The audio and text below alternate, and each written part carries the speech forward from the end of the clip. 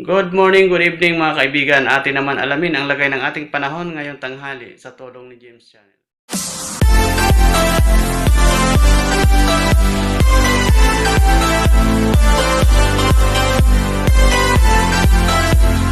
Ito po ang ating update sa Typhoon Jenny.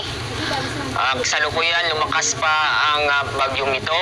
Ngayon, ang lakas ng hangin malapit sa gitna ng bagyo ay nasa 175 kilometers per hour at ang pagbugso ay umaabot sa 215 kilometers per hour. Si bagyong Jenny ay malapit po sa may southern portion ng Taiwan. Kasalukuyan nasa layong 140 kilometers north-northwest ng Itbayat, Batanes. Inaasahan po natin ito ikikilos pakanluran sa bilis na 10 kilometers per hour. Patuloy po niyang pinapalakas ang habagat o southwest monsoon. Kung saan itong southwest monsoon ay naapektuhan ang Central Luzon, Southern Luzon at ng Visayas. At kasalukuyan, wala po tayong namomonitor na panibagong low pressure area o bagyo sa loob at sa labas ng ating Philippine Area of Responsibility. At ngayong araw ay patuloy pa rin nakataas ang signal number 3 sa Batanes, signal number 2 sa northern portion ng Babuyan Islands. Signal number 1 ay nakataas sa dalawang bahagi ng Babuyan Islands, northern portion ng Apayao, northern portion ng mainland Cagayan at northern portion ng Ilocos Norte. Kaya patuloy pa rin tayong mag-ingat at alamin ang ligtas na lugar dahil sa malalakas na pag-ulan at malalakas ang hangin dulot ng bagyo. Lalo po sa bandang Batanes dahil nandun po ang malapit sa gitna ng bagyo sa bandang Batanes area.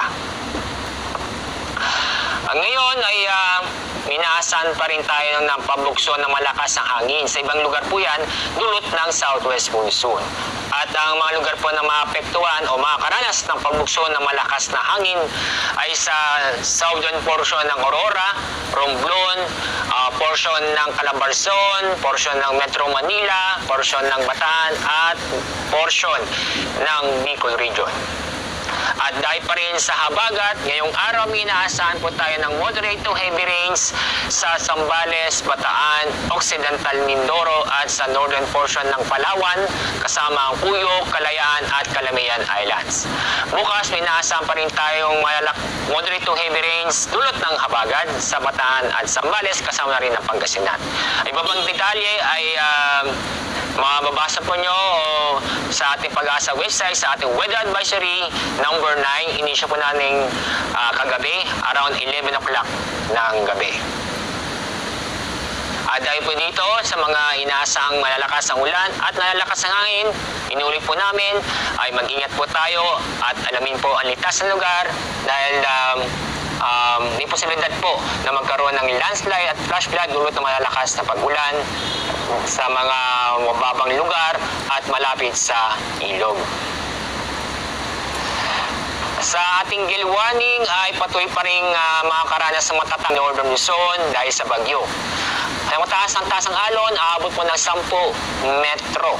At ang mga lugar po na sa ilalim ng gale warning ay sa Batanes, Cagayan, kasama na rin ang Babuyan Islands, Isabela at Ilocos Norte.